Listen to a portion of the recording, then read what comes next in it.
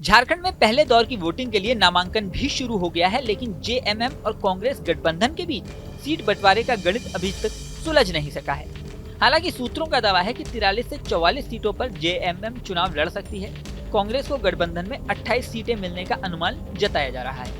RJD को 5 से 6 और लेफ्ट को 3 से 4 सीटें दिए जाने पर सहमति बनाने की कोशिश हो रही है। सूत्रों का दावा है कि आरजेडी को एडजस्ट करने के लिए कांग्रेस और लेफ्ट को एडजस्ट करने के लिए जेएमएम को सीटें छोड़नी पड़ सकती हैं। लेकिन यहाँ एक पेच है। दावा किया जा रहा है कि कांग्रेस झारखंड में ज्यादा से ज्यादा सीटें पाने की कोशिश कर रही है, लेकिन हरियाणा में बीजेपी से मात खाने के बाद कांग्रेस खुलकर पत्ते नहीं खोल पा रही। इसी का फायदा सहयोगी दल उठाने का प्रयास कर रहे हैं। अब फाइनली किसको कितनी सीटें मिलेंगी, ये देखने वाली बात होगी। वहीं दूसरी ओर नजर डालें तो हरियाणा में शानदार जीत के बाद बीजेपी के हौसले बुलंद है। बीजेपी और उसके सहयोगी दलों ने सीट शेयरिंग को लेकर जो ऐलान किया है, उसमें बीजेपी ने खुद 68 सीटें, एजेएसयू यानी ऑल इंडिया स्टूडेंट्स यूनियन के लिए 10 सीटें, जेडीयू को 2 सीटें और एलजेपी को 1 सीट दी गई है। हालांकि यहाँ भी मजेदार बात यह है कि चुनाव की तारीखों के ऐलान से पहले ही असम के मुख्यमंत्री और झारखंड विधानसभा चुनाव के भाजपा के सह प्रभारी हेमंत बिस्व शर्मा ने एनडीए के सीट शेयरिंग के संकेत दिए थे। तभी से यह कयास लग रहे थे कि जेडीयू को 2 सीटें ही मिल पाएंगी। लेकिन इन संकेतों के बाद अगले ही दिन नीतीश कुमार ने पटना में झारखंड जेडीयू के प्रभारी अशोक चौधरी, झारखंड जेडीयू के नेता खीरू महतो और पार्टी के वरिष्ठ नेताओं की बैठक बुला ली। केंद्र में बीजेपी की सरकार नीतीश के समर्थन पर टिकी है। ऐसे में जेडीयू की मीटिंग को प्रेशर पॉलिटिक्स के रूप में देखा गया। अशोक चौधरी, विजय चौधरी और खीरू महतो तीनों ने एक के बाद एक मीडिया में जो बयान दिए, उसमें 11 सीटों पर जेडीयू की दावेदारी ठोक दी।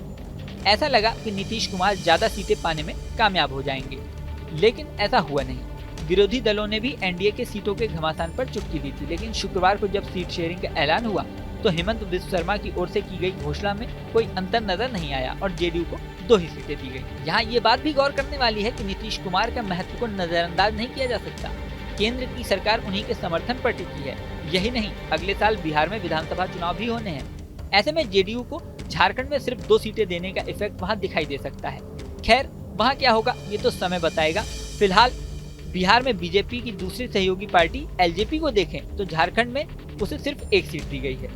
यहाँ आपको ये बता दें कि केंद्रीय मंत्री शिवराज सिंह चौहान झारखंड में प्रभारी हैं, जबकि असम के सीएम हेमंत बिस्व शर्मा सह प्रभारी।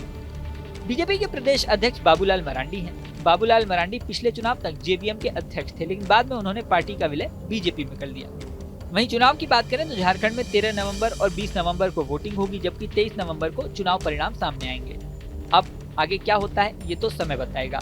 इस वीडियो में फिलहाल इतना ही, लेकिन जाने से पहले सबसे जरूरी बात, हमारे चैनल न्यूज नेशन को आपने अगर सब्सक्राइब नहीं किया है तो सब्सक्राइब कर लें।